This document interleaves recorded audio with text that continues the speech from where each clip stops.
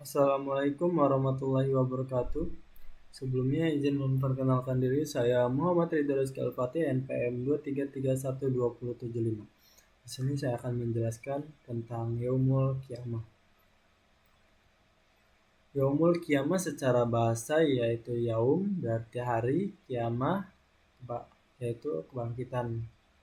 Jika disatukan hari kebangkitan. Secara istilah, hari berakhirnya kehidupan dunia, masa transisi menuju kehidupan akhir yang kekal. Rukun imannya yaitu rukun iman kelima, beriman kepada hari akhir. Dasar hukumnya menurut Al-Quran. Dan sesungguhnya hari kiamat itu pasti akan datang, tak ada keraguan padanya, dan bahwasannya Allah membangkitkan semua orang di dalam kubur. Quran Surat Al-Hajj ayat 7. Setiap jiwa akan merasakan kematian, dan hanya pada hari kiamat sajalah diberikan dengan sempurna balasan amal perbuatanmu. Quran Surat Ali Imran ayat 185. Menurut hadisnya, yaitu barang siapa yang beriman kepada Allah dan hari akhir, hendaklah ia berkata baik atau diam. Menurut Bukhari dan Muslim. Tanda-tanda kiamat. Yang pertama yaitu ada kiamat sugro. Kiamat sugro ini berarti kiamat kecil. Merepaknya perjinaan dan minuman keras, hilangnya ilmu agama dan berkurangnya ulama, banyak gempa bumi dan bencana alam. Waktu terasa berjalan cepat, fitnah dan pembunuhan merajalela. Tidak akan terjadi kiamat hingga waktu terasa berjalan dengan cepat.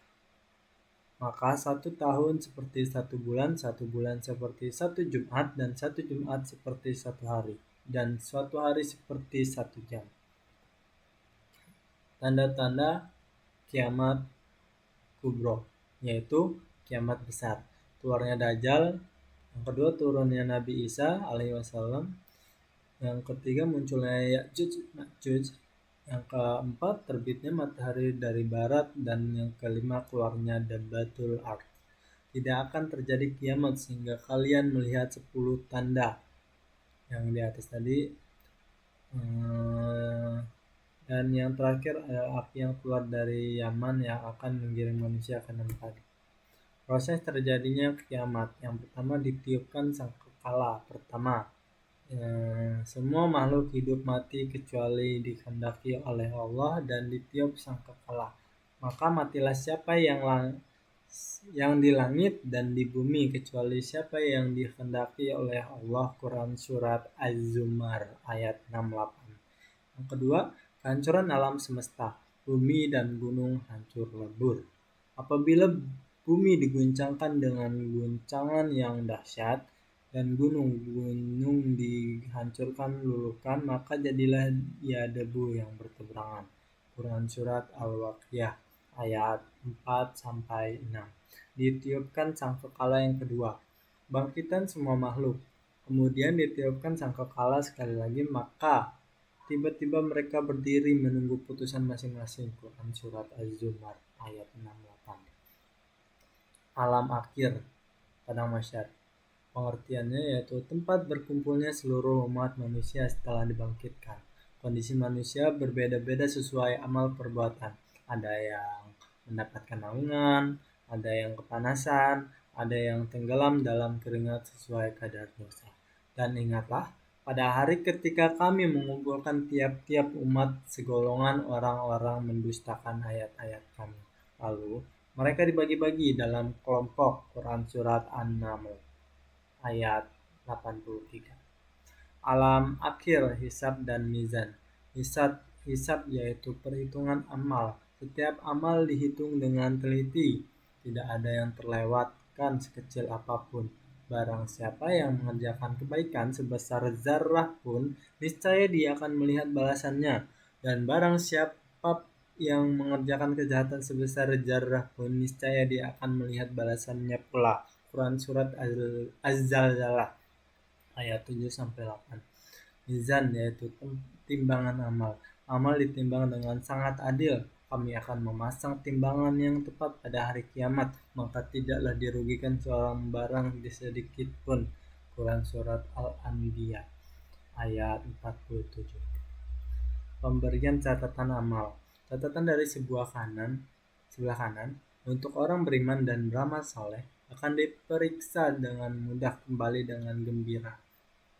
Catatan dari sebelah kiri untuk orang yang berbuat dosa akan berteriak, celakalah aku, masuk ke dalam neraka.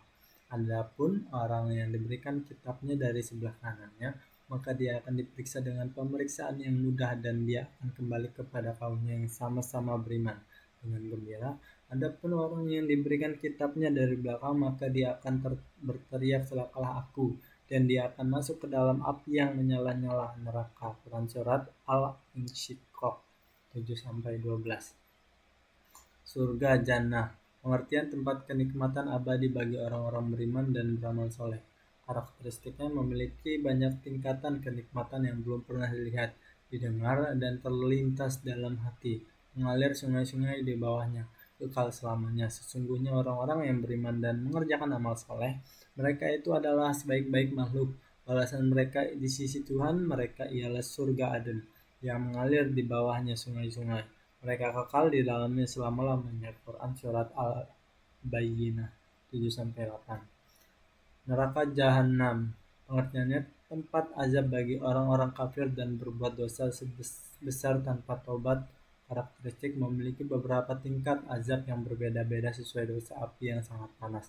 Sesungguhnya orang-orang yang kafir kepada ayat-ayat kami, kelak akan kami masukkan mereka ke dalam neraka. Setiap kali kulit mereka hangus, kami ganti kulit mereka dengan kulit yang lain, supaya mereka merasakan azab. Quran Surat An-Nisa ayat 56. Hikmah beriman kepada hari kiamat. Yang pertama adalah motivasi untuk beramal soleh, kesadaran akan perhitungan amal mendorong perbuatan baik. Sikap waspada terhadap dosa, keyakinan akan hisab membuat berhati-hati dan menjauhi dosa. Kesabaran dalam menghadapi ujian, keyakinan bahwa kehidupan dunia bersifat sementara. Yang terakhir yaitu penegakan keadilan, ketenangan bagi yang bertindas, peringatan bagi yang berbuat zalim. Kesimpulannya yaitu Yaumul Kiamah adalah peristiwa pasti yang akan dialami oleh seluruh makhluk. Keyakinan pada hari kiamat harus diimplementasikan dalam bentuk amal soleh dan ketaatan kepada Allah. Kehidupan dunia hanyalah kesenangan yang memperdayakan. Setiap jiwa akan merasa kematian, dan hanya pada hari kiamat sajalah diberikan dengan sempurna balasan amal perbuatanmu. Barang siapa dijauhi dari neraka dan dimasukkan ke dalam surga, maka sesungguhnya ia telah beruntung. Kehidupan dunia itu tidak lain hanya kesenangan yang memperdayakan. Surat Ali Imran ayat 185. Sekian dari saya, bila ada salah kata saya mohon maaf. Terima kasih.